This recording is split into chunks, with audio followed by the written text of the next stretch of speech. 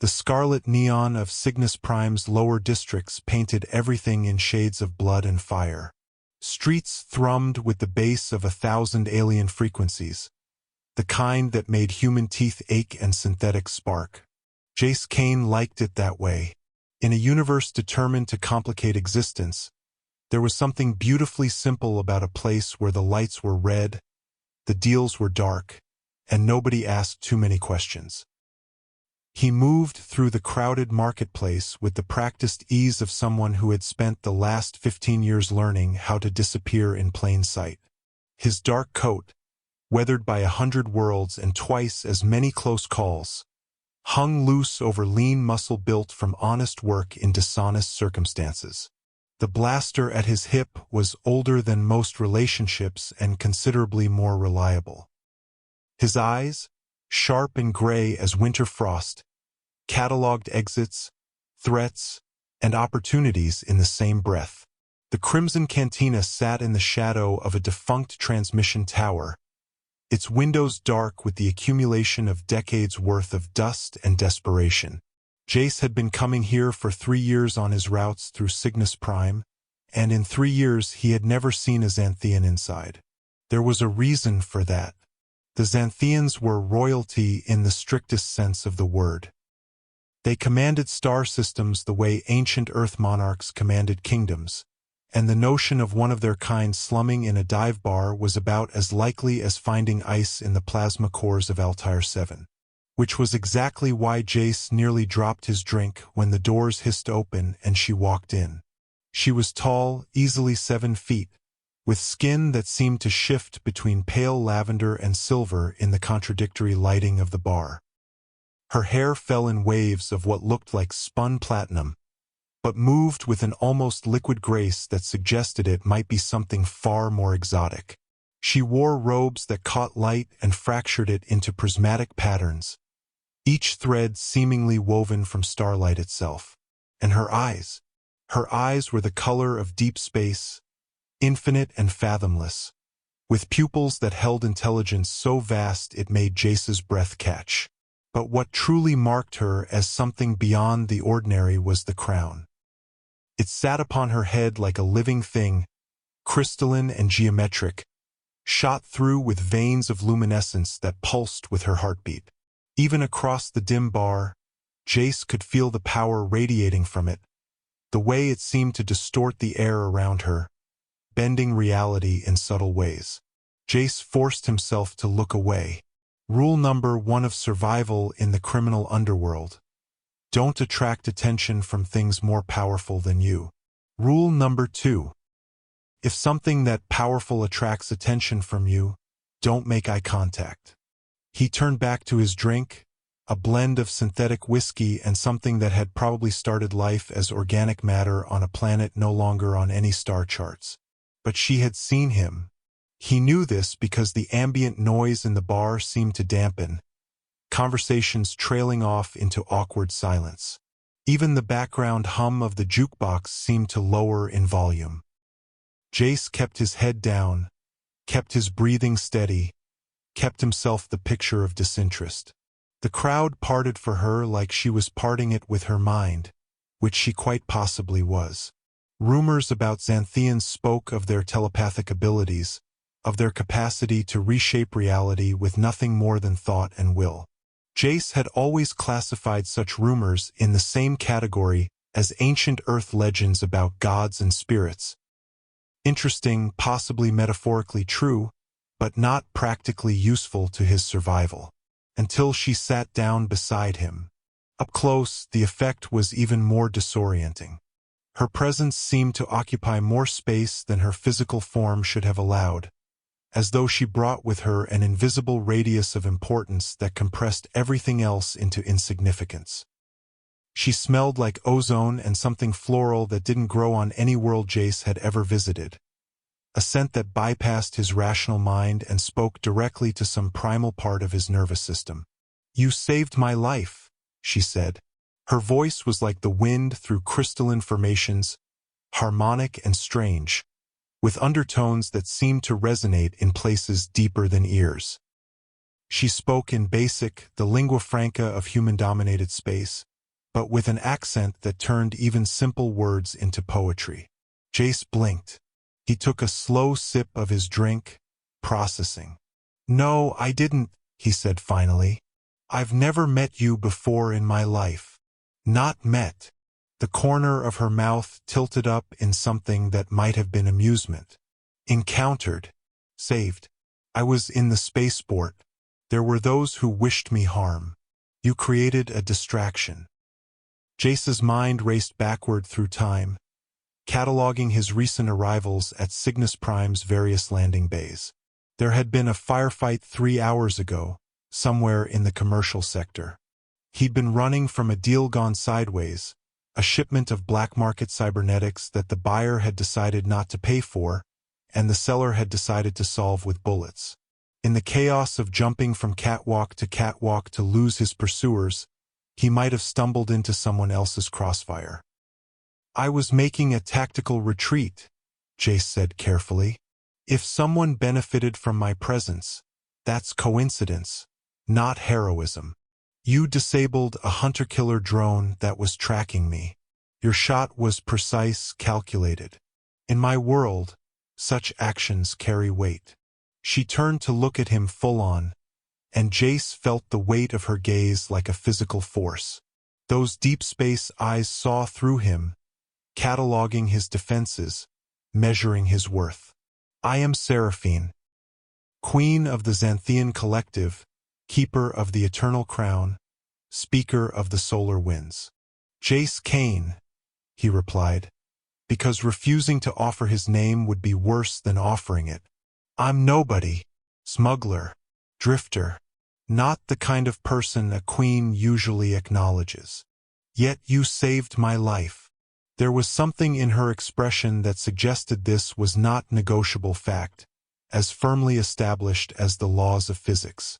"On my world, such a debt is profound. It demands acknowledgement. It demands repayment." Jace set down his drink. The smart move here was to stand up, walk away, disappear into the red-lit streets and the welcoming anonymity of Cygnus Prime's underworld. A debt to an alien queen sounded like exactly the kind of complication that got people killed. Jace had spent 15 years successfully avoiding exactly these sorts of complications. But something in him hesitated. Some part of him that wasn't entirely rational, entirely self-preservation focused, wanted to know more about this impossible creature who had walked into a dive bar and claimed he had saved her life.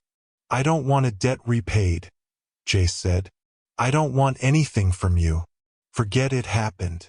Chalk it up to coincidence if you need to. Mutual aid between strangers. No obligations on either side." Seraphine tilted her head, considering. In the red light, her crown caught and refracted, casting geometric shadows across her features. "You believe you need nothing from me," she said. "That you are sufficient unto yourself, self-reliant, complete. I've made it this far on my own. You have." She stood, rising to her full height, and everyone in the bar suddenly found reasons to look away from her. "Then I will ensure you continue to do so. I will become your shadow, your guardian, your protection. I will be at your side until no debt remains between us." Jace stared at her. "That's the worst idea I've ever heard," he said flatly. "I work alone. I don't need protection. And I definitely don't need a 7-foot-tall alien queen with a glowing crown following me around advertising my location to every bounty hunter, pirate, and corporate enforcer in the galaxy." Seraphine smiled, and it was the smile of someone who had just made a decision that could not be unmade. "Nevertheless," she said, "it is done.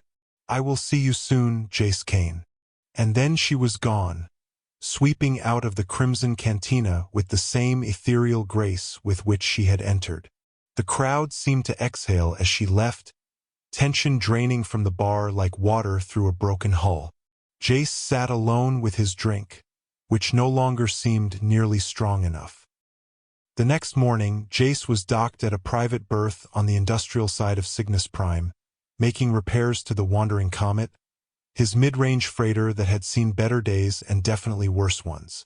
The ship was his home, his livelihood, and his most reliable companion. She'd gotten him out of trouble more times than he could count, and in return, he kept her in reasonable working order. He was elbow-deep in the port stabilizer assembly when the shadow fell across his workspace. "I have begun my watch," Seraphine said. Jace didn't look up.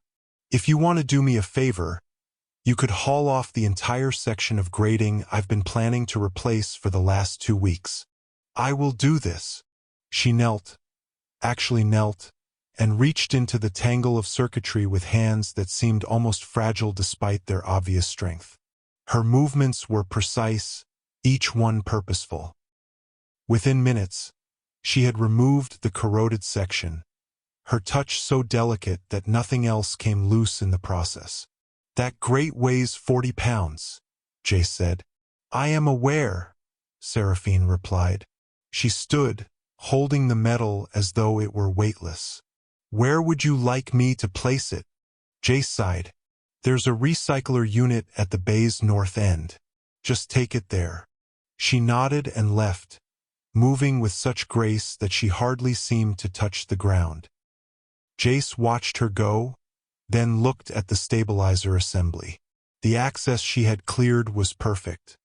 He could have spent another hour working at it from awkward angles, but she had handled it in moments. It was still a terrible idea, but at least she was competent about it. The complications began to stack up almost immediately. That evening, when Jace went to the Obsidian Sphere, a higher-class establishment where deals were made between people who could afford to be more subtle about their criminality, Seraphine was there. She sat in a corner booth, her crystalline crown catching the light of 1,000 floating luminescent orbs, drawing every eye in the establishment. Jace's contact, a Venusian named Thrace who dealt in information and favors, took one look at Seraphine and went pale. "Cain," he hissed. "What in the 9 hells is a Xanthian queen doing sitting in your booth?" "She's not in my booth," Jace said. "She's in her own booth. She's watching you like you're the only person in the universe," Thrace said. "Do you understand what this does to your market value? Do you understand what the criminal underworld is going to think if it gets out that you've got protection from the Xanthian collective?" Jace did understand, and it was exactly as bad as he had feared. The underworld operated on careful balances of power and plausible deniability. A smuggler with the backing of an alien queen wasn't a smuggler anymore. He was something else entirely, something that made even the most ruthless operators think twice. "It's not protection," Jace said. "It's a misunderstanding that will be cleared up shortly." But it wasn't cleared up, and Seraphine's shadowing of him only intensified. She was there the next morning when a particularly aggressive bounty hunter named Krell tried to collect a price that had been placed on Jace's head by a cartel boss on Argos 7. Krell was big, augmented with military-grade cybernetics, and had never failed to bring in a target. He emerged from the warehouse district with a particle rifle and absolutely zero hesitation about using it. Jace was eating breakfast at an outdoor cafe when Krell's first shot burned the air where his head had been a moment before. He dove for cover, his hand moving to his blaster with practiced precision. But before he could even raise the weapon, Krell let out a sound that wasn't quite a scream and wasn't quite a roar. He collapsed to his knees, dropping his rifle, his hands clutching at his head. Seraphine stood on a rooftop overlooking the cafe, her hands spread open, her fingers extended, her eyes burning with an intensity that made looking at them physically painful. Krell's cybernetics began to malfunction, sparked and sparked again, shooting arcs of electricity across his body. The augmentations that gave him his enhanced strength became his prison, locking him into a rigid stance as feedback loops overloaded his nervous system. He toppled backward, unconscious or dead, Jace couldn't quite tell from his vantage point, and he found that he didn't particularly care. Seraphine descended from the rooftop with impossible grace, floating down like a feather on solar winds that didn't exist. She came to stand beside Jace's table, looking at him with those infinite eyes. "Your breakfast is cold," she observed. "I will procure a fresh meal for you." "You just psychically disabled a man," Jace said. "He was attempting to kill you," Seraphine replied, as though this were the most obvious thing in the universe. "Therefore I stopped him. This is protection. This is my purpose." Over the next week, the pattern repeated with increasingly dramatic variations. A pair of corporate agents who tried to grab Jace off the street found themselves unable to move their limbs, locked in place by Seraphine's psychic grip until authorities arrived to collect them. A gang that attempted to pressure Jace into a job he didn't want found their leader suffering from a migraine so severe he couldn't see straight for days. When a saboteur tried to rig explosives to the wandering comet, Seraphine detected the presence of the man's mind from 3 streets away and simply convinced him to leave. The word spread across every criminal network in the region. Jace Kane had a Xanthian queen protecting him, not employing him, not recruiting him, protecting him in the way that ancient monarchs protected their chosen champions. Bounty hunters began to mysteriously lose contracts. Rival smugglers who had previously competed with Jace started giving him a wide berth. Even the most aggressive cartels seemed to decide that whatever profit could be gained from crossing him wasn't worth the risk. And Jace hated it. "This is not what I wanted," he told her one evening, 3 weeks into her watch. They were on the observation deck of his ship, hovering over the roiling atmosphere of a gas giant whose name Jace could never quite remember. Seraphine stood at the viewport, looking out at the storm clouds with an expression of serene contemplation. "I am aware," she said. "You have mentioned this 17 times. 18, Jace corrected. "And I mean it. You're making it impossible for me to work. Nobody wants to hire a smuggler who might have alien royalty show up and rearrange their neural pathways. Then you can work for me." Seraphine turned from the viewport. In the light of the gas giant's stormy surface, she was breathtaking, terrible, impossible. "I have a significant need for reliable transportation and acquisition of rare materials. Your skills would be valuable." "That's not the point," Jace said. "I don't want to work for you. I don't want to be protected. I don't want any of this." Seraphine moved closer, and Jace felt his breath catch. She was so tall that she had to look down at him, and there was something almost predatory in the way she carried herself, as though she was a creature composed of controlled power barely contained within a physical form. "What do you want?" she asked softly. Jace opened his mouth to give her a smart answer, something deflecting, something that would preserve his carefully constructed walls. But something about the question, something about the way she asked it with genuine curiosity rather than judgment, stopped him. "I want to be left alone," he said finally. "I want my life to be simple. Work, get paid, move on to the next job. No complications. No attachments. No debts." "But you saved my life," Seraphine said. "And now you have a debt whether you wanted one or not. That is the nature of the universe.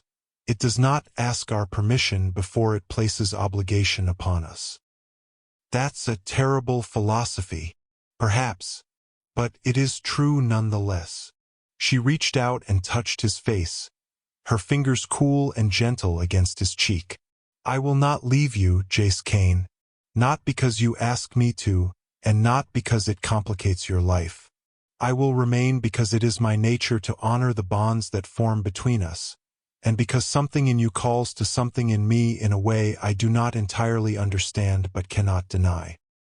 Jace felt his carefully constructed defenses crumble like ancient stone. "You're making this very difficult," he said. I am aware, Seraphine replied. And yet I remain. But if Seraphine's protection made Jace's criminal career more complicated, it also opened doors that had been previously sealed to him. The Queen of the Xanthians didn't come cheap, and her presence attached serious prestige to any operation she was involved with. Corporations that would never have dealt with an independent smuggler suddenly wanted to hire him for high-level acquisitions. Governments that had previously been hostile became diplomatically interested in his services.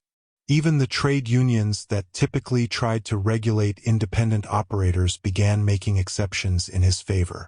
Jace found himself wealthier than he had ever been, his bank accounts growing faster than he could spend them. But more than that, he found himself with access to resources and opportunities that had always been beyond his reach. Seraphine used her political connections to clear legal obstacles, her telepathic abilities to navigate complex negotiations, and her sheer presence to enforce agreements that might otherwise have been volatile.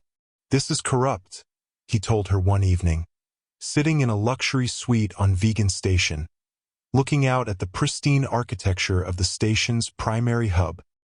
"This is mutually beneficial," Seraphine corrected. "You provide transportation and operational expertise that my people require. I provide protection and political weight that ensures your ventures proceed smoothly. It is not corruption, it is partnership." "It's nepotism," Jace said. "It's privilege. It's everything I spent 15 years avoiding." "And yet you are still here," Seraphine observed. "You have not fled to another system. You have not rejected my offers or my company. So either you are a hypocrite, or you are discovering that perhaps avoiding complication and avoid connection are not the same thing." Jace didn't have a good answer to that, so he settled into silence, watching the stars through the viewport and trying not to notice how right it felt to have Seraphine beside him. The turning point came during a contracted job that seemed, on the surface, straightforward enough. A corporation on Kepler Station had acquired something they shouldn't have. Ancient precursor technology, the kind that could reshape local spacetime if deployed correctly, or create a catastrophic explosion if anything went wrong. They wanted it moved to a secure facility 3 systems away, and they were willing to pay Jace a sum that would have made him financially independent for the rest of his life. Seraphine reviewed the details with him, her crystalline crown casting refracted light across the contract specifications. "This is wrong," she said finally. "It's profitable," Jace countered. "That's what matters." "No," Seraphine said, and there was something in her voice that made him look at her more carefully. "The technology is not meant to be moved. It is a precursor repository, designed to remain dormant in its current location. Moving it will destabilize the containment protocols. The device will detonate before you reach the second jump point." Jace stared at her. "How can you possibly know that?" "Because I am Xanthian," she said simply. "We have interfaced with precursor technology for millennia. I can sense its nature, its requirements, its intentions. Moving this device will create a cascade failure that will destroy everything within 3 light-years, including this station. They wouldn't hire someone if it meant destroying their own station," Jace said, but even as he spoke, he knew it wasn't necessarily true. There were people in the galaxy who would burn worlds for profit, who would condemn billions to death if it meant a sufficiently large payout. "Check the contract," Seraphine said. "Read the liability clauses carefully." Jace did. Took him 2 hours and 3 cups of stimulant beverage, but when he was done, his hands were shaking. The contract's liability clauses specifically exempted the corporation from any responsibility for casualties resulting from the operation. More than that, there was a clause inserted deep in the legal specifications that suggested the corporation had purchased catastrophic insurance coverage specifically for this operation. They were planning for the device to detonate. They had designed the entire operation around the certainty of the device's failure. The question was why. Jace brought it to Seraphine. Who profits from the destruction of Kepler Station? Several entities, Seraphine said. There is a competitor corporation that has been trying to acquire Kepler's resources for years. There are also individuals within the current station administration who have taken out loans they cannot repay. Destroying the station allows them to disappear into the chaos and start again elsewhere. And there is a military interest. The Kepler station's position is strategic for controlling movement through the vegan sector. Destruction would require the sector to be rebuilt, which would provide substantial military contracts to multiple parties. How many people would die? Jace asked. 4 million approximately, Seraphine said. The station houses 2 million permanent residents and another 2 million in transit at any given time. The cascade failure from the precursor reactor would make rescue operations impossible. Jace felt something shift inside him, some fundamental realignment of his moral compass that he had spent years carefully keeping dormant. 4 million people. He had spent his entire career avoiding entanglement with anything larger than himself, and now he was being asked to directly enable the death of 4 million people for the sake of a number in his bank account. I'm rejecting the contract, he said. Seraphine nodded as though this had been inevitable. We need to warn the station, Jace continued. We need to tell them what the device is capable of, what's really supposed to happen. That would expose the conspiracy, Seraphine said. The truth would likely be suppressed by the parties involved. You would make yourself a target. More of a target than I already am? Jace laughed without humor. I've had a queen following me around for 2 months. I think I've already passed the point of excessive visibility. Seraphine's expression shifted, something that might have been concern crossing her features. If you expose this plot, there will be retaliation. The entities involved have significant resources. They will not forgive your interference. I know, Jace said, but if I don't, if I let 4 million people die for money. He trailed off, unable to articulate the fundamental break in his own self-perception that this would require. I don't think I could live with myself. Seraphine stepped forward and took his hand. Her skin was cool, her grip firm. Then we will do this together. I will use my political weight to ensure that the warning is heard. I will leverage the power of the Xanthian collective to protect you from immediate retaliation. But Jace Kane, understand what you are choosing. You are stepping out of the shadows. You are making yourself visible. You are abandoning the solitude you sought for so long. Jace looked down at their joined hands, then back up at her impossible eyes. I think I stopped wanting solitude about 2 months ago, he said quietly. I think I just didn't know how to admit it. They contacted Kepler Station's security apparatus directly, bypassing corporate channels and going straight to the station commander. Seraphine provided technical specifications on the precursor device that confirmed every word of their warning. Jace provided the contract documentation that showed the corporation's intent. The retaliation was swift and vicious. Corporate security forces descended on the station within hours. The conspiracy they had uncovered was far larger than Jace had initially realized, involving not just the local corporation but a web of interests that extended into government, military, and financial institutions across 6 different systems. They moved to suppress the information, to discredit Jace and Seraphine, to recover or destroy the evidence before it could become public. But they hadn't counted on Seraphine's power, nor on the fact that the Xanthian collective was willing to back her play. Nebula-class dreadnoughts began dropping out of faster-than-light drive around Kepler Station, their hull-mounted weapon systems coming online in a display of force that would have been comic if it wasn't absolutely terrifying. Corporate security forces tried to resist, tried to complete their objectives, but facing down military-grade starfighter support, they quickly realized they were outmatched. Jace watched from the observation deck of his ship as corporate security was routed, as the evidence was secured and transmitted to independent news outlets across the sector, as the conspiracy began to unravel under the weight of public scrutiny. "This was not subtle," he said to Seraphine, who stood beside him with her hands clasped before her. "Protection rarely is," she replied. "I told you I would ensure your safety. This is what that entails." "You brought warships," Jace said. "Military warships. For me." "For you," Seraphine confirmed. "And for the 4 million people who would have died had you chosen differently. In my calculation, that is worth the expense." The fallout was massive. The conspiracy unraveled, leading to arrests that reached into the highest levels of multiple corporations and even 3 governments. Kepler Station was saved. The precursor device was carefully relocated to a secure Xanthian facility where it could be properly preserved and studied. And Jace Kane's carefully maintained anonymity was completely and utterly destroyed.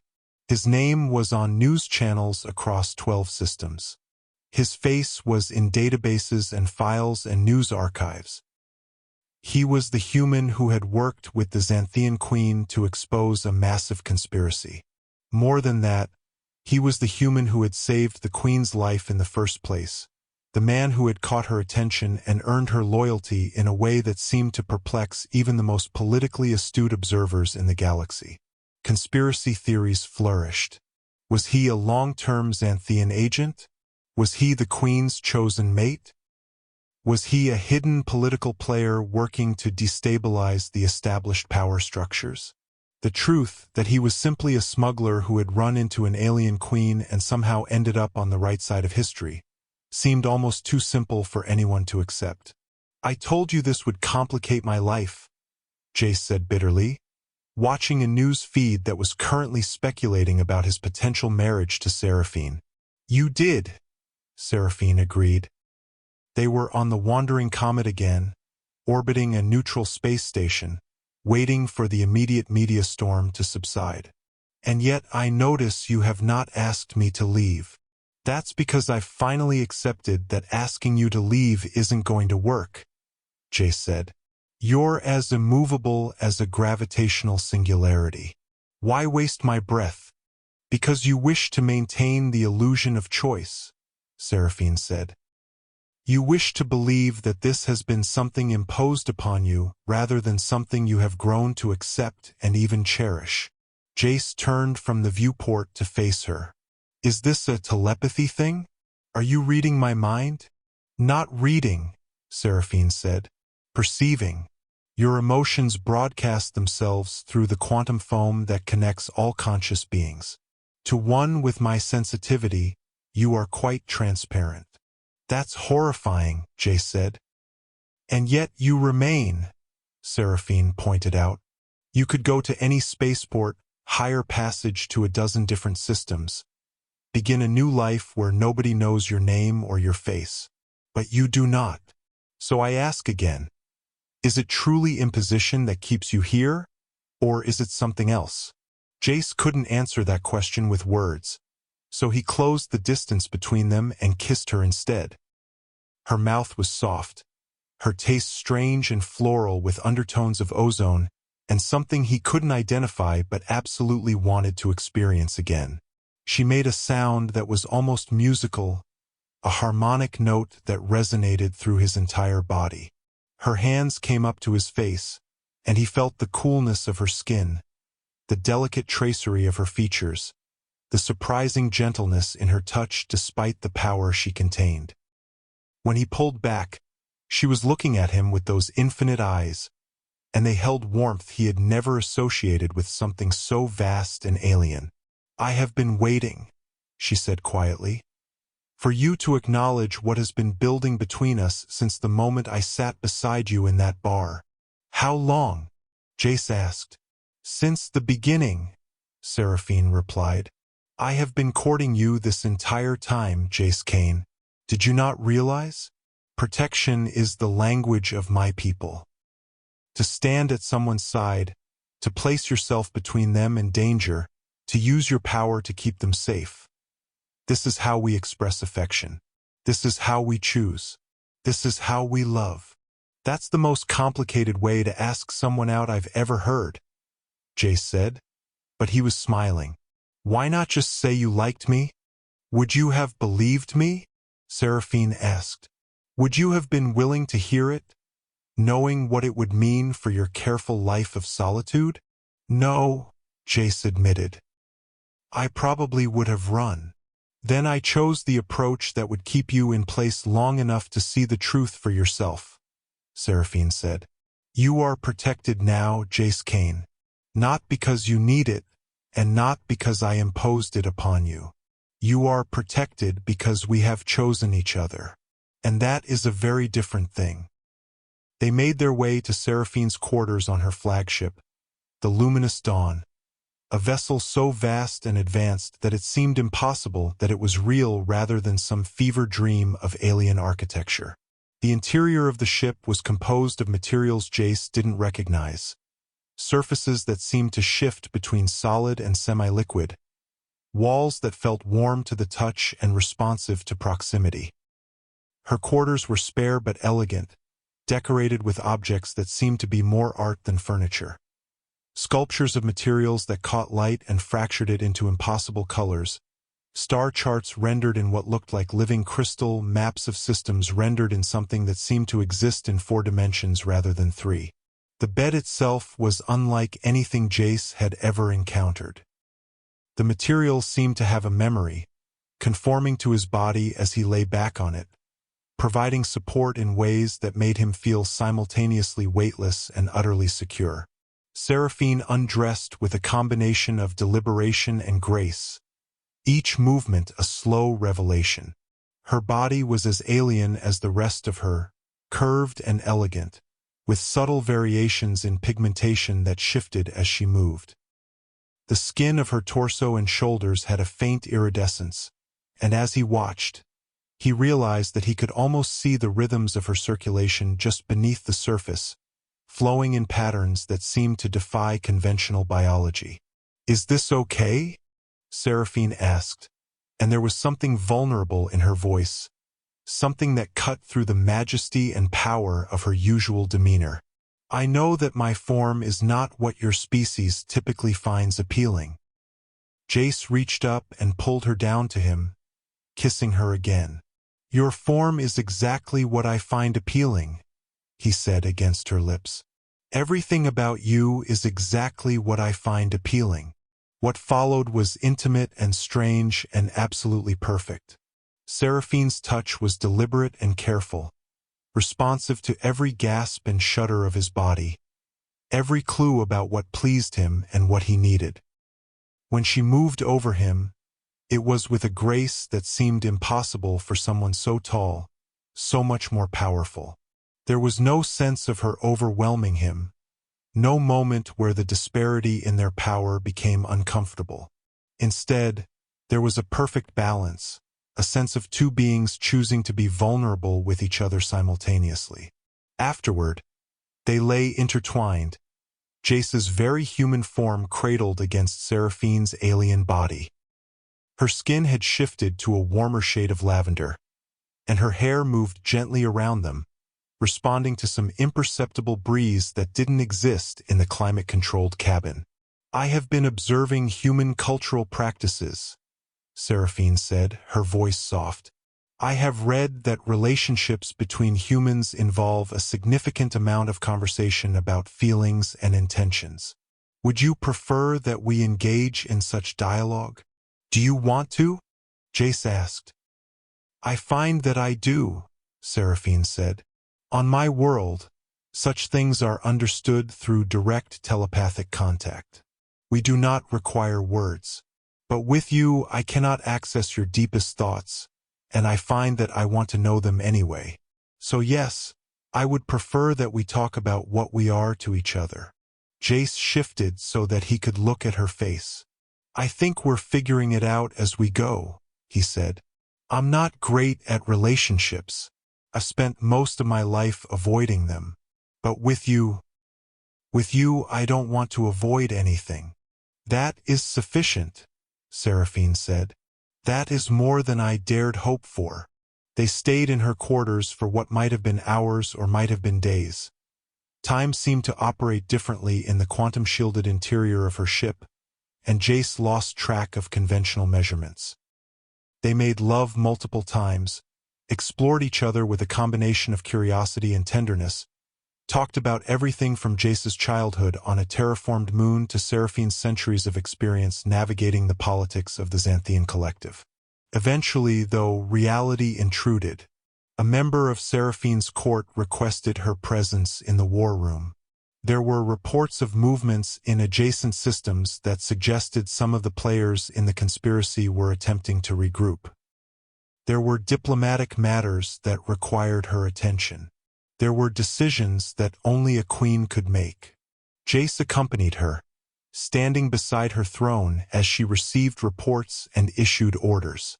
It was strange to see her in her element like this, wielding political power with the ease of long practice. She was simultaneously the vulnerable being he had held in the darkness of her quarters and the formidable ruler whose mere presence could silence a room full of powerful figures. "You should rest," she told him privately, touching his shoulder as advisors scurried around them, preparing for a long session of strategic planning. "This will take many hours." "I want to stay with you," Jace said. Seraphine smiled. "Then stay. But understand that you will witness aspects of my role that are neither romantic nor gentle. There are decisions that require a queen to be ruthless. Are you prepared for that?" "I think I already knew you were ruthless," Jace said.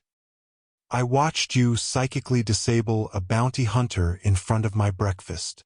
"That was protection," Seraphine said. "What you are about to witness is governance. They are different disciplines, both essential to my role." She was right. Over the next hours, Jace watched Seraphine navigate political complexities that made his head hurt. She ordered military operations with the calm precision of someone who understood that her decisions would result in casualties. She negotiated with representatives of other species, trading concessions and favors with ruthless efficiency. She reviewed reports on economic systems and infrastructure and cultural programs that affected trillions of lives. It was beautiful and terrible and absolutely necessary. When it was finally done, when the war room had cleared and they were alone again, Seraphine looked exhausted in a way that Jace hadn't thought possible for a being of her power. "Come," he said, taking her hand. "Let's get you to bed." "It is not yet the conventional sleeping hour," Seraphine said, but she allowed him to lead her back to her quarters nonetheless. He made her lie down, made her remove the crystalline crown that she had worn during all those hours of governance, and then he simply held her while she rested. Her sleep was different from human sleep. It seemed more like meditation, her consciousness not quite fully offline but rather directing its vast awareness inward rather than outward. Jace remained awake, watching her, processing the reality that he had somehow ended up here, in the chambers of an alien queen, having fundamentally altered the trajectory of his entire life through a series of impulsive decisions he didn't regret. The warning came through the communication system with barely any preamble. A coded message from contacts Jace had maintained in the criminal underworld despite his recent trajectory shift. They were reporting unusual chatter, unusual movement, unusual interest in his location. The conspiracy wasn't dead. It was regrouping. More than that, there was a specific warning. An assassination squad had been hired, and they were being equipped with weapons that the underground contacts suggested could even penetrate Xanthian defense systems. A new kind of technology, something precursor-derived, something that nobody had seen before. Jace made a decision. He didn't wake Seraphine. Instead, he left a message in her personal communication system and then piloted a small shuttle away from her flagship, heading toward a neutral station in the Kepler sector where he had arranged to meet his contact. It was stupid. It was reckless. It was exactly the kind of thing that a person in a relationship shouldn't do without consulting their partner. But Jace also knew that if Seraphine found out what was happening before he had gathered more information, her response would be military and overwhelming. She would send warships. She would intimidate the conspirators into temporary retreat. She would protect him in the ways that she knew how to protect him. And that might mean she never fully understood that he was capable of protecting himself, that they were partners rather than a powerful being and her helpless charge. He had to do this on his own terms. The contact was waiting at the station, a Centauri named Vex who had provided Jace with information dozens of times over the years. Vex was old, even by Centauri standards, which meant he had lived through multiple galactic reorganizations and regime changes. He had a network that was simultaneously broad and incredibly deep. "The conspiracy is not dead," Vex confirmed, when they were alone in a private booth in one of the station's less reputable establishments. They suffered a significant setback when their plan was exposed, but the infrastructure remains intact. More importantly, there are new players involved now. People who were originally peripheral to the plot, but who have decided that your continued existence is an affront to their interests. "Who specifically?" Jace asked. "The Admiralty," Vex said, and Jace's stomach dropped. The Admiralty was a military organization that spanned 5 different systems. They were politically powerful, economically influential, and absolutely ruthless. They had contracts with the conspiracy. When you exposed the plot, you exposed their involvement. They are not people who take well to exposure. They would go after a human they consider minor and risk the ire of the Xanthian collective? Jace asked. That seems like bad risk assessment. Not if they can do it cleanly, Vex said. Not if they can make it look like an accident or like a result of internal Xanthian politics. And not if they use this new weapon technology. I have heard rumors about what it is, Jace. It is old. It is precursor-derived. It is supposed to be capable of disrupting psychic abilities on a scale that would make any telepath essentially helpless. Jace processed that information. If the Admiralty had a weapon that could disrupt Seraphine's psychic abilities, then her protection would be meaningless. She would be reduced to being merely a very tall, very strong alien with all of her power stripped away. I need to see this weapon, Jace said. Vex shook his head. Too dangerous. They are keeping it under guard in a classified facility on Arcturus Station. You would never get close enough to observe it. Then how do I stop them? You don't, Vex said bluntly. What you do is you take the Xanthian Queen and you run. You disappear. You go to the edge of known space and you build a life there, somewhere that the Admiralty doesn't have reach. But even as Vex was saying this, Jace knew he wasn't going to do it. Running, going into hiding, letting other people clean up the mess. That was the old Jace Kane, the smuggler who had spent 15 years avoiding entanglement. That wasn't who he was anymore. He contacted Seraphine. The response was almost immediate. A shuttle arrived at the station within minutes, piloted by one of her royal guards. Jace barely made it back to the luminous dawn before military alerts started sounding across multiple systems. The Admiralty was moving. They had realized that Jace knew about the weapon, about their involvement in the conspiracy, about their plans for retaliation. They were consolidating their forces, preparing for what they apparently believed would be a confrontation with the Xanthian collective. What they hadn't counted on was Jace having no intention of letting this turn into a massive military conflict. We will destroy them, Seraphine said, and there was ice in her voice. We will take their fleet and we will shatter it against the void, and we will reclaim every weapon they have developed using our technology. No, Jace said. We will do this differently. Explain, Seraphine commanded. And despite the love that existed between them, Jace felt the weight of her power. the authority that came from centuries of command. But he didn't back down. You can't go in all guns blazing. That's what they expect. That's what gives them political justification to present this as an act of Xanthian aggression. Instead, we need to expose them. We need to make the weapon public. We need to let the broader galactic community understand what they have done and what they are planning. How do you propose we do this? Seraphine asked. I'm going to get inside Arcturus Station, Jace said. I'm going to see the weapon. I'm going to document it. And then I'm going to make sure every news outlet in the galaxy knows exactly what the Admiralty has created. That is suicide, Seraphine said flatly. Their security is extensive. Their protocols are military grade. You will be detected and detained before you can complete even the first phase of such an operation. Probably, Jace acknowledged. But it's the only play I've got that doesn't result in a shooting war across 3 systems. Seraphine stared at him, and he could feel the weight of her psychic presence pressing against him, trying to read his determination, trying to find some weakness in his resolve that she could exploit to keep him safe. But she didn't find one because there wasn't one. Finally, she nodded. Then I will help you. Arcturus Station was a military installation of immense proportions, built in orbit around a dying red dwarf. Security was comprehensive but not absolute. No security system could be absolute when dealing with the vastness of space.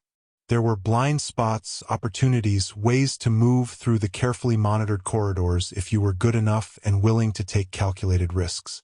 Jace was good enough. Seraphine provided him with the keys. She couldn't go with him, her presence would be detected immediately. But she gave him access to Xanthian stealth technology, devices that would mask his biometric signature, make him essentially invisible to standard scanning. She gave him codes that would open doors. She gave him a communicator that operated on frequencies that no one on Arcturus Station would recognize. And she gave him a weapon. Not a blaster or a kinetic projectile weapon, but something more elegant.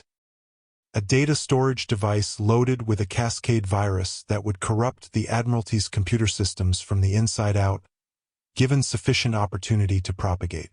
I will be in orbit, Seraphine told him as he suited up in the shuttle bay. If you are detected, I will extract you by force. Do you understand? I will not allow you to be captured or killed, not if I have the power to prevent it. I know, Jace said. That's why I'm going to try very hard not to get caught. The infiltration went surprisingly smoothly for the first 6 hours. Jace moved through the station's maintenance corridors, using his knowledge of military installation architecture to stay ahead of security sweeps. The stealth technology worked exactly as advertised, rendering him essentially invisible to every camera and sensor he passed. But then he got caught because nothing ever goes according to plan when the plan involves infiltrating a military installation. A maintenance worker spotted him in a restricted corridor. It was just luck, pure chance. The worker was in the wrong place at the wrong time, wasn't equipped with the biometric scanning that would have revealed Jace's presence regardless of the stealth technology. But the worker had eyes, and the worker could clearly see a human-shaped void where nothing should have existed. The alarm went up within seconds. Jace ran, abandoning stealth and moving instead on pure speed and the muscle memory of 15 years of narrow escapes. Security forces mobilized, racing through corridors to intercept him. He had maybe 10 minutes before his position was locked down, before he was surrounded, before the situation became genuinely unrecoverable. He had to get to the weapons laboratory. It was 2 decks down and 4 sectors over. Under normal circumstances, it would take him 5 minutes to get there. With the station now actively hunting him, it was probably impossible. Which was when Seraphine reminded him that she had said she would extract him by force. The hull of Arcturus Station exploded inward in a controlled detonation, and a shuttle descended through the breach like a predator striking. Military defense systems tried to engage, and Jace could hear the sound of particle weapons discharging, feel the vibration of impacts against the shuttle's hull. But Seraphine was piloting, and no human military installation had ever been designed to withstand the defenses of a Xanthian vessel. The shuttle opened its side door while still moving, and Seraphine, wearing what looked like a suit composed entirely of crystalline light, reached out and grabbed Jace by the jacket, pulling him off his feet. "You said no force extraction," Jace tried to say, but the wind was knocked out of him. "I lied," Seraphine replied, and her voice carried the warmth of genuine amusement. "Now, we have perhaps 2 minutes before the Admiralty realizes they have lost the facility. What do you need?" "Weapons lab," Jace gasped. 2 more decks down." Seraphine adjusted course and brought the shuttle crashing through another wall with the precision of someone who had destroyed buildings before and knew exactly how much force was necessary and not 1 iota more. They emerged into the heart of the weapons laboratory. The weapon itself was visible immediately. A device that was somehow simultaneously elegant and terrifying, composed of materials that shifted between metallic and organic, covered in components that seemed to function in dimensional spaces that Jace couldn't quite perceive. "Fascinating," Seraphine said. "It is indeed derived from precursor technology, though corrupted and simplified. The Admiralty has stripped away the elegant components and reduced it to its most brutal applications." Jace didn't waste time on fascination.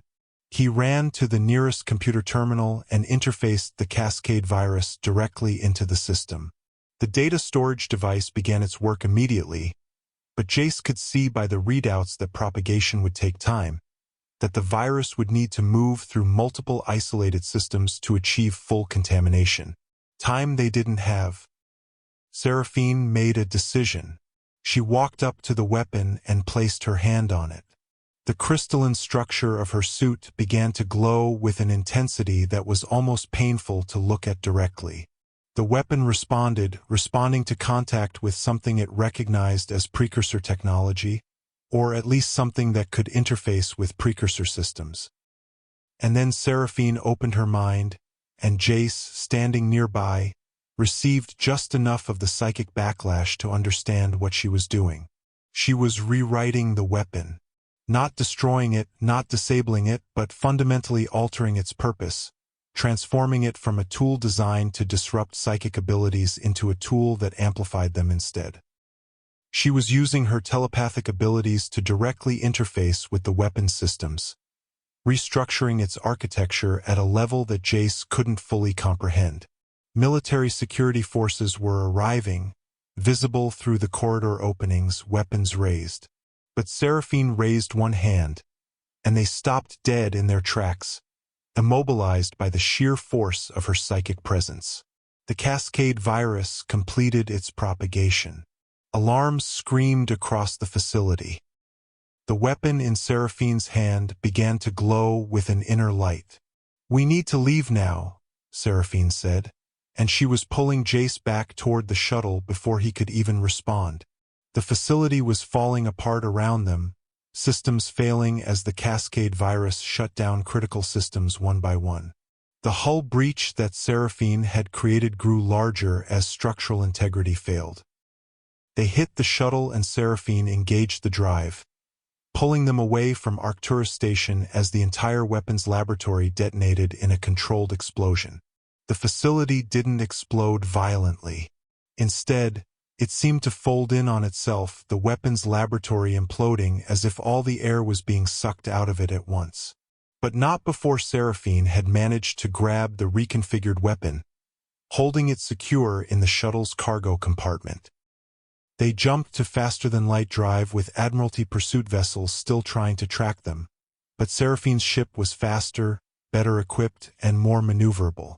She left them behind, entering a predetermined jump point and then a series of subsequent jumps designed to confuse tracking. When they finally arrived back at the luminous dawn, Jace was shaking with adrenaline and a bizarre combination of exhilaration and shock at how badly everything could have gone wrong. That he said to Seraphine as they descended from the shuttle, "was absolutely insane." "Yes," Seraphine agreed. "I was protecting you." Protecting involves a certain amount of insanity, as it turns out. "Did you enjoy it?" "I don't think enjoy is the right word," Jace said. "Terror-stricken?" "Absolutely." "Impressed with your piloting skills?" "Completely." "But enjoy." Seraphine smiled. "Your species is confusing," she said. "But I find that I enjoy your response to confusion." The data from the infiltration was already being transmitted by the time they made it to the war room. News outlets across the sector had been sent documentation of the Admiralty's involvement in the conspiracy, evidence of their possession and development of prohibited weapons, and detailed specifications on the technology they had been creating. The political fallout was immediate and devastating. 3 separate governments demanded explanations. The Admiralty's senior leadership was stripped of power within hours. Treaties were invoked, investigations initiated, criminal charges prepared against multiple high-ranking military officials. The Admiralty's threat to Jace and Seraphine was effectively neutralized not through military engagement but through the power of exposure, through the simple act of forcing the truth into the light. "You were right," Seraphine said later when they were alone again. "Violence would have accomplished less than revelation." "I had good motivation to avoid a shooting war," Jace said. "Namely, I didn't want to see you hurt, and I didn't want my relationship with you to become a cause for galactic conflict. And yet I nearly got myself killed trying to extract you from a sinking facility," Seraphine pointed out. "I seem to be the one engaging in all the dangerous behavior in this relationship." "Welcome to how I've been feeling for the last 3 months, Jace replied. "Except I'm coming to realize that's not how relationships are supposed to work. We're supposed to protect each other equally. We're supposed to take risks for each other equally. We're supposed to be partners in the real sense, not just in theory." Seraphine pulled him close. "I have never had a partner before," she said. "I have had lovers and allies and trusted advisors, but never someone who stood beside me as an equal. I am discovering that I find this state of affairs to be profoundly satisfying." The news of their confirmed relationship broke across the galaxy like a supernova. Within hours, every major news outlet was running stories about the human smuggler and the Xanthian queen, speculating about what their relationship meant for the future of human-alien relations, what this suggested about Xanthian philosophy, what implications this might have for the entire structure of galactic politics. But Jace and Seraphine mostly ignored the speculation. They had more important things to focus on, like figuring out how to actually make a relationship work between 2 beings from fundamentally different species and cultures. There were obstacles. The biological differences alone were complicated. Xanthians could survive in environments that would kill humans instantly, and vice versa. Seraphine required certain frequencies of light to maintain her health. Jace required oxygen atmospheres at specific pressures. When they traveled, they had to maintain 2 separate quarters simply because a space that was comfortable for one was often dangerous for the other. But there were also unexpected benefits. Seraphine's civilization was thousands of years more advanced than human civilization, and she was willing to share that knowledge. Jace's experiences in the criminal underworld, his knowledge of human nature in its most raw and unpolished form, provided Seraphine with perspectives she would never have gained from remaining in her protected royal circles. They became an unlikely team. Jace used his knowledge of smuggling routes and black market operations to help Seraphine's scientists acquire rare materials that would have been impossible to obtain through official channels. Seraphine used her political power and Xanthian technology to help Jace establish legitimate businesses that funneled profits into causes Jace cared about. Refugee relief, displaced persons resettlement, rehabilitation programs for former criminals. The irony wasn't lost on either of them. Jace Kane, The smuggler who had spent 15 years avoiding any entanglement larger than himself, was now one of the most prominent philanthropists in the sector. But what satisfied him most wasn't the philanthropy or the accumulation of wealth or even the unprecedented political connections. What satisfied him was the simple fact of Seraphine's presence, the knowledge that when he woke up in the morning, she would be there, either beside him physically or, if circumstances required separation, present in his consciousness through the quantum-entangled communication devices she had created specifically to keep them connected across vast distances. "I have something for you," Seraphine said one morning as they were having breakfast in a neutral space station orbiting a ringed planet. She produced a ring, composed of what looked like silver and crystalline diamond, shot through with veins of luminescence that pulsed with a rhythm that matched her heartbeat. "Is this what I think it is?" Jace asked. "That depends on whether you think it is a binding signet indicating a permanent commitment between two partners despite the complications of biology and culture and distance and incompatible atmospheric requirements," Seraphine said. "In human terms, I believe you would call this an engagement ring. On my world, we call it a bond signet. The difference is primarily semantic. The meaning is the same.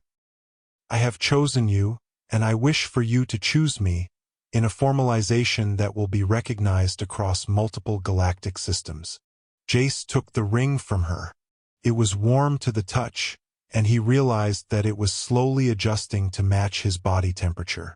"You know my answer," he said, but he put the ring on anyway, sliding it onto his left hand beside the simple silver band that Seraphine had given him after their first night together. The wedding took place at the intersection of 3 neutral stations, at a point in space that was technically unclaimed by any government but claimed by all of them. Representatives from 24 different species and 17 different governments attended. The ceremony itself was a fusion of human traditions and Xanthian traditions, modified to accommodate the fact that Jace couldn't survive in the environment that Seraphine preferred and Seraphine couldn't survive in standard human atmospheric conditions. The solution was elegant. A transparent barrier, quantum permeable enough to allow hand-holding and physical contact, but separate enough to maintain the environmental conditions each of them required. Jace stood on his side of the barrier, wearing formal human dress that felt completely wrong on his body, holding Seraphine's hand through the quantum interface. Seraphine stood on her side, bathed in the light frequencies that her species required, her crystalline crown catching and refracting the light in ways that made her look like she was composed of pure energy rather than physical matter. "Do you, Jace Kane, human of Earth descent, smuggler and now philanthropist, take Seraphine, queen of the Xanthians, keeper of the eternal crown, speaker of the solar winds, as your partner and your equal, in commitment that will endure through conflict and cooperation, through distance and proximity, through the complications that arise from your fundamental incompatibility of biology, culture, and circumstance?" the officiating judge asked. "I do," Jace said. "Do you, Seraphine, Xanthian collective ruler, acknowledge and reciprocate this commitment, understanding that you are choosing to bind yourself to a being whose lifespan will be a fraction of your own, whose power is infinitesimal compared to your own, whose existence will be a constant challenge to your carefully maintained solitude?" "I do," Seraphine said, and her voice carried the weight of absolute certainty. "With all that I am, I choose this. I choose him. I choose us." The barrier dissolved, not physically, but symbolically, in that the judge declared them bonded partners, and the assembled witnesses seemed to accept the reality that the physical separation was now irrelevant to the fundamental truth of their connection. Jace pulled Seraphine close, and they kissed over the threshold that a moment ago had separated their incompatible atmospheres, but that now seemed to separate nothing but air. The celebration afterward lasted for 16 hours. There was music from a dozen different species, food that had been carefully prepared to accommodate human and Xanthian dietary requirements, dances that somehow incorporated both the vertical grace of human movement and the crystalline precision of Xanthian patterns. Jace found himself on a balcony overlooking the stars, watching the lights of 1,000 distant systems, when Seraphine appeared beside him. "You have been running from this?" she said quietly. "Running from commitment, from connection, from the possibility of caring about someone so much that their safety matters more than your own autonomy." "I still am, a little," Jace admitted. "I'm still the person who spent 15 years avoiding entanglement. That hasn't gone away. But I'm also learning that some entanglements are worth the risk of losing yourself in them." "And am I worth that risk?" Seraphine asked, though her tone suggested she already knew the answer. "More than worth it," Jace said. He reached down and took her hand, their interlaced fingers a bridge between two incompatible biologies that had somehow found a way to work together anyway. "You know that 3 months ago, if you had told me I'd be married to an alien queen and running philanthropic organizations across the sector, I would have had you arrested for creative fiction." "I know," Seraphine said. "And yet here you are." "Here I am," Jace agreed. "And I have to say, it's not nearly as terrible as I feared.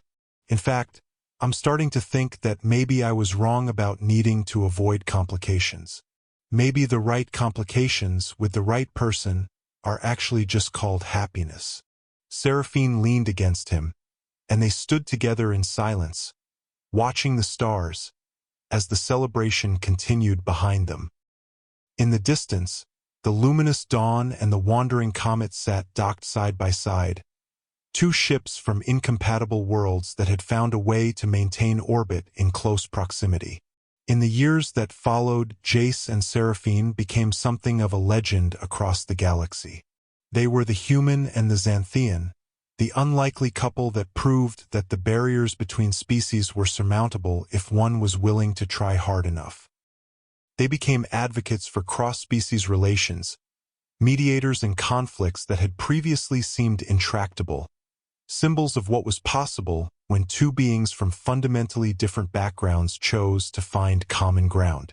But more than their political significance, more than the impact they had on galactic relations, what mattered most was the simple fact of their presence with each other. Jace, who had spent 15 years running from connection, learned to stand still. Seraphine, who had spent centuries isolated in her position of power, learned what it meant to share that power, to make decisions with someone else rather than simply for someone else. They traveled together to corners of the galaxy that Jace had never imagined visiting and that Seraphine had heard about only in historical texts. They built lives in the spaces between human civilization and Xanthian civilization, creating places that belonged to neither culture but instead belonged to both of them together. And on the nights when Jace lay awake, unable to sleep, watching Seraphine dream in her meditation state, he marveled at the fact that a chance encounter in a red-lit bar had somehow led to this, to her, to the future they were building together, the smuggler and the queen, the human and the Xanthian. Two beings who had no reason to work together and every reason to remain separate, choosing instead to remain close forever. In the end, that was the real story. Not the political movements they influenced, not the conspiracies they exposed, not the weapons they disabled or the wars they prevented.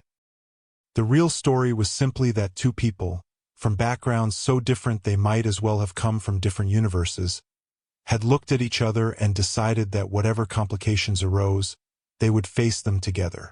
And that, as far as either of them was concerned, was worth every complication that had ever existed or would ever exist. Jace Kane, the eternally independent smuggler, finally admitted something he had never thought he would admit. He needed protection, but not in the way Seraphine had initially offered it. He needed her presence. He needed her mind engaged with his.